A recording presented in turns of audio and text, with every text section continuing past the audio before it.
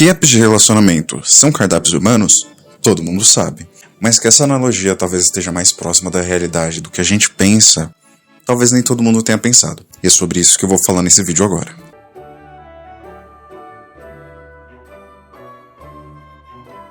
Bom, meu nome é Jay, esse é o canal de Eu Não Ser, e hoje eu quero falar, além de relacionamentos, sobre apps de relacionamentos. Independente se é o do foguinho, o laranjinha ou qualquer outro aplicativo, quando a gente compara ele com um cardápio humano, a gente às vezes está falando isso só pela forma que a gente passa pelas pessoas e escolhe elas de forma despretensiosa, como se elas fossem qualquer coisa, que normalmente é o que a gente faz. Mas, quando eu parei para refletir sobre o fato de apps de relacionamento serem de fato um cardápio humano, eu fiz algumas comparações que talvez façam muito sentido aqui.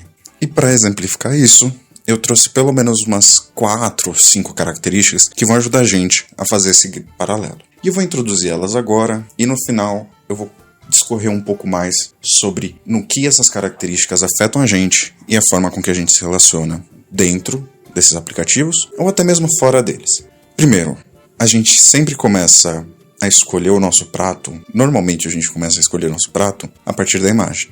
Assim como no aplicativo de relacionamento, que a imagem é muito importante. Talvez mais importante até que na vida real, que a gente deixa passar alguns deslizes, algumas coisas, e mesmo assim se interessa na pessoa.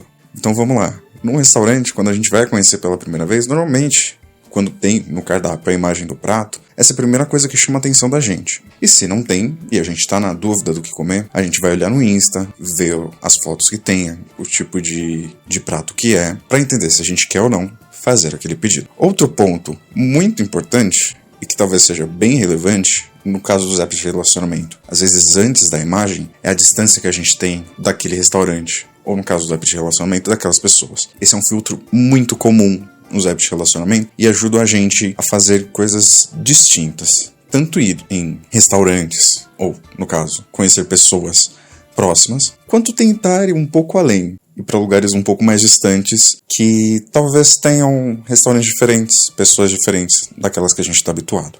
O terceiro ponto, que eu acho que também é muito importante, pelo menos para algumas pessoas, é a descrição. A gente quer saber o que a gente vai comer, no caso dos restaurantes. Nos de relacionamento, talvez também. Mas a descrição é outro ponto que é muito relevante e que é muito parecido entre esses dois. Quando a gente olha num cardápio, a gente quer ver os ingredientes para saber se são coisas que a gente gosta, que a gente não gosta, que a gente é alérgico, que a gente não quer ver de jeito nenhum, ou que a gente odeia. Nas descrições é mais ou menos parecido. Existem características que a gente deixa passar, existem coisas que são determinantes pra gente, como para muita gente é religião, para outras pessoas é altura e para outras simplesmente o gosto pessoal da pessoa. Um outro ponto, e que tem uma certa quantidade de crítica aqui, depois a gente pode discorrer um pouco mais, é o custo. E aqui principalmente o custo do que a gente vai comer no restaurante. Normalmente quando a gente vai num lugar que a gente não conhece, a gente quer saber quanto que a gente vai gastar naquilo e quanto vai sair essa aventura de ir num restaurante novo. E eu sinto que com apps de relacionamento isso também tem a ver. Seja quando a gente pensa no custo que a gente vai gastar com determinados tipos de pessoas, se a gente divide ou não uma conta,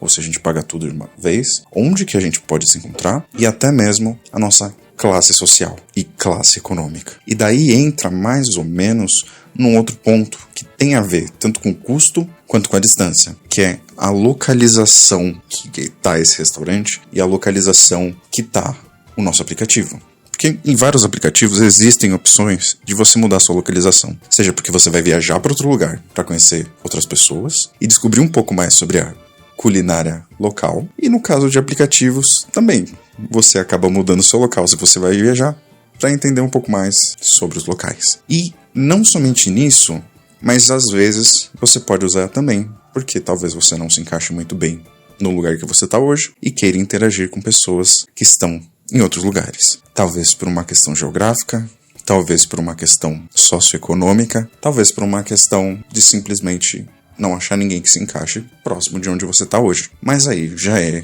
uma questão sua. Para mim, essas 5 características fazem um grande paralelo entre relacionamento e restaurantes. E talvez traga um pouco melhor pra gente, de forma mais superficial, porque que a gente acha que o app é um grande cardápio humano. Mas eu sei, essa frase não tem só a ver com paralelos, que eu acho que a gente normalmente não faz, mas tem mais a ver com o sentido da coisa. O cardápio a gente não tá olhando pessoas, o cardápio a gente tá olhando comida.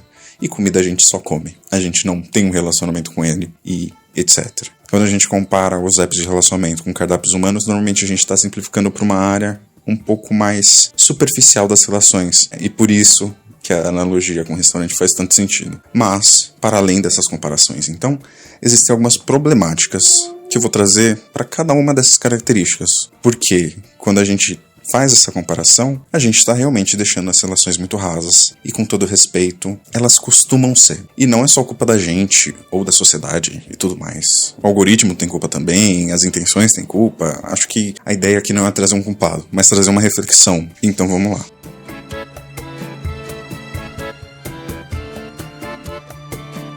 Nas comparações, o primeiro ponto que eu trouxe foi o da imagem. E nos apps de relacionamento, eu sinto que esse é realmente o critério mais importante. E não só porque eu tirei essa ideia do meu, mas também porque eu vejo em alguns fóruns de Reddit, tanto no Tinder gringo quanto no nosso Tinder BR, e que é um consenso entre as pessoas. Se você é padrão, se você tem um porte físico padrão, se você tem boas imagens que representam coisas específicas, não são de um local só, mostra que você sai, que você viaja, que você tem algum valor socioeconômico e de aparência, você normalmente tem mais sucesso nesses aplicativos. Mas isso também acaba criando uma tendência entre todo mundo que usa aplicativos. Escolher as melhores fotos, escolher os melhores lugares, fazer representações de si mesmos que talvez não estejam tão de acordo com a realidade assim.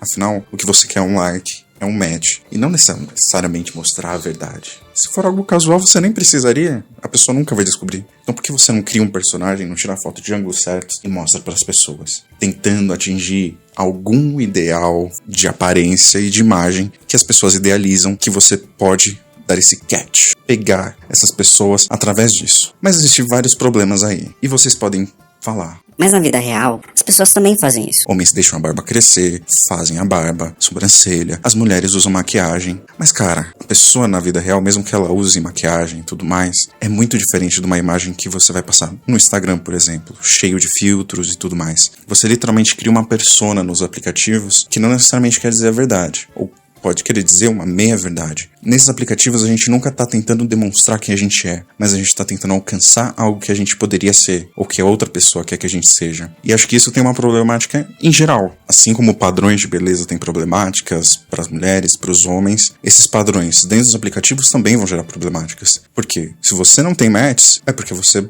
talvez não seja interessante. É porque talvez você seja feio. E não necessariamente isso é verdade, né? Quando a gente vai para o aplicativo, a gente está tendenciado a escolher as pessoas mais bonitas. A gente está tendenciado a escolher nossas fotos mais bonitas e mostrar coisas que sejam genuinamente bonitas. Quando a gente mostra alguma coisa mais humana, alguma coisa mais real, assim como nas redes sociais, talvez as pessoas não gostem disso. Talvez as pessoas queiram ver esse imaginário. Então não é sua de você não estar nesse imaginário. A culpa é desses padrões, e do que faz esses padrões serem realmente mais relevantes do que você, que pode ser uma pessoa normal, com suas características, defeitos, qualidades, mas que não está conseguindo alcançar esse ideal que as pessoas criam e que as pessoas compartilham, e que às vezes querem para dar match, e que pode também não ir para lugar nenhum, apesar da pessoa ser ou não bonita, ser ou não interessante. Então aqui eu já vejo um grande problema, que está dentro de toda essa questão da imagem, da aparência, e que vai ir para vários lugares, não só nos apps de relacionamento. Mas eu sinto que eles reforçam isso. Outro ponto que a gente estava destacando, que a gente comentou no início do vídeo, é a questão da distância, o quão longe está de você e tudo mais. Eu acho que esse ponto isolado é o menos problemático. Que às vezes a gente realmente tá num lugar que talvez a gente não queira se relacionar com as pessoas, talvez a gente viva num lugar e não necessariamente conheça esse lugar, a gente conhece mais outros lugares que sejam mais ideais e que são melhores pra gente, ou a gente tá simplesmente curioso. Cara, não dei match com ninguém pra aqui. Será que pra outros cantos tem outros lugares? E tem uma questão de custo também. Eu moro em São Paulo. Qualquer lugar que eu queira ir, eu tenho que calcular o tempo. Então, pra mim, é algo muito relevante. Mas, quando a gente junta com a questão do custo e com a questão da localização, a gente pode ter algumas problemáticas aí. Quando a gente olha pro Tinder e tudo mais, é inerente na nossa cabeça que a gente associe as pessoas, e eu acho que não só no Tinder, né, fora disso também, mas da nossa sociedade, que a gente associe as pessoas à comunidade que ela tá, ao meio que ela tá, social, econômico e tudo mais. Mas eu sinto que nos aplicativos de relacionamento também a gente tem uma maior tendência a ir nesses padrões que demonstram certa classe social, certo padrão econômico. Não é à toa que nas descrições algumas pessoas colocam: putz, não quero saber do seu carro, não quero saber do que você tem, não quero saber da sua casa, quero saber de você. Mas, se as pessoas colocam isso no perfil e esse tipo de foto, quer dizer que alguém tem interesse. E se é tão comum assim, talvez esse interesse seja maior do que a gente pensa e mais do que a gente imagina. Talvez o não ligo pra aparência, não ligo pro que você tem, ligo pro que você é, não seja tão verdadeiro assim. E não tem problema nenhum nisso, a não ser que as pessoas estão mentindo. Não só para elas mesmas, mas para os outros, de que aquilo não é relevante. Isso acaba também criando mais barreiras para algumas pessoas para que elas consigam ou não ter os seus relacionamentos sérios ou casuais dentro dos apps de relacionamento. Isso não necessariamente vai jogar todo mundo para um lado ou todo mundo para o outro. Enquanto, por exemplo, o padrão bandido ou de cara mal vai ser muito, talvez, recorrente para as pessoas que querem algo casual, o padrão, mais casual, que demonstre uma classe maior, talvez seja mais procurado para quem quer um relacionamento sério. Isso também tem a ver com a nossa sociedade e com o que a gente espera das pessoas, ou espera nos realizar junto com essas pessoas. E talvez, só talvez, se a gente for falar de relacionamentos sérios e amor, ele seja muito mais possível em algumas localidades, em alguns padrões de vida, do que em outros. Nem sempre quem é pobre e periférico vai ter o direito de amar e ser amado, e ser então atrativo para algum relacionamento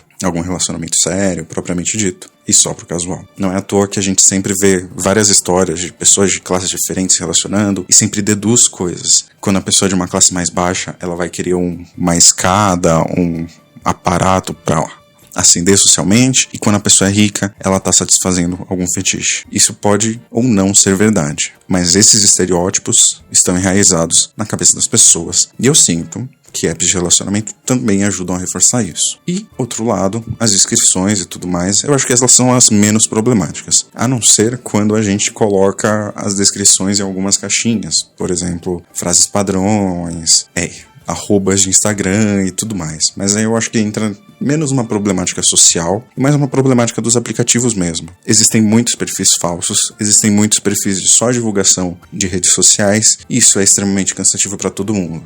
Acho que ninguém gosta de perfis que só tem um arroba da pessoa e claramente acha que é um golpe ou alguma coisa só para atrair fãs. Ninguém gosta de ficar recebendo propaganda o tempo todo, e isso se inclui nos apps de relacionamento. E eu acho que esses são alguns dos pontos que podem ajudar a gente a entender um pouco mais as problemáticas dos apps de relacionamento. Como conclusão desse vídeo, eu não quero dizer que apps de relacionamento são horríveis e que só reforçam estereótipos e problemas na nossa sociedade para se relacionar. Eles fazem isso, mas não necessariamente isso é um problema. A gente pode ter em vista vários pontos aqui.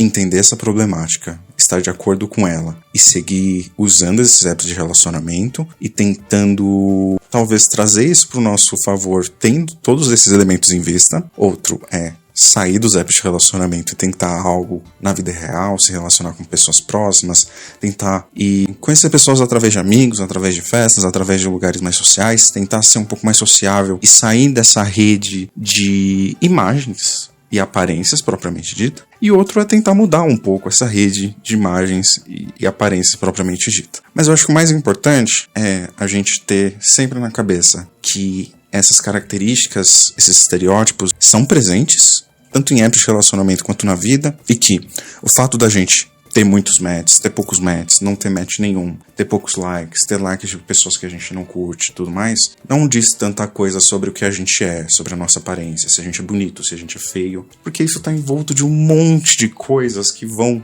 deixar a gente mais próximo de um padrão, mais longe de um padrão, ser mais quisto, ser menos quisto. Isso não tem a ver com você, indivíduo que ficou triste por não ter tido muito sucesso em apps de relacionamento, ou até com relacionamentos na vida real. Tem muitas outras coisas envoltas nisso. Algumas são sociais, algumas são individuais, mas nada disso diz só sobre você. A culpa não é sua por você não dar match, a culpa não é sua pelas pessoas aparentemente não quererem ter match com você, ou não quererem ter um date com você. Existem muitas coisas envoltas a isso. algumas podem ser culpa sua também, e tem o ponto mais importante que eu deixei pro final, porque ele sim é o mais problemático, não só dos apps de relacionamento, mas de todas as redes sociais. Nada é orgânico.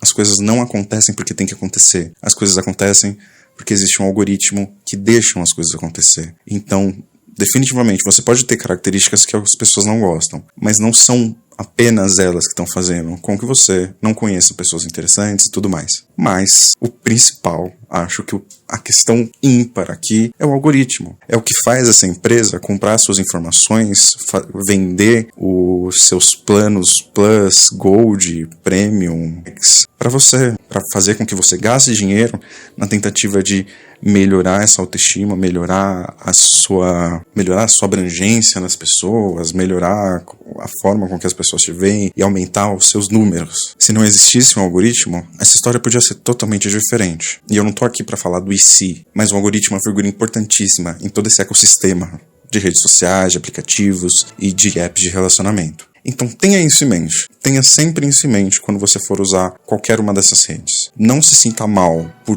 tudo isso que eu falei, tanto de alcance que você tem, quantas pessoas curtem ou não. Tente se prender um pouco mais ao que é a vida real, mais do que são os aplicativos que são movidos por algoritmos, e reflita um pouco sobre o que você está fazendo nesses aplicativos, o que você não está fazendo neles, o que você está fazendo na vida real, o que você não está fazendo nela.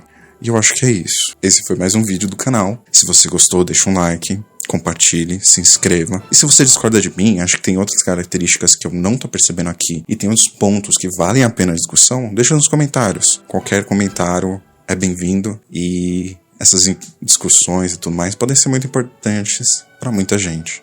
Então não deixe de interagir. Até mais.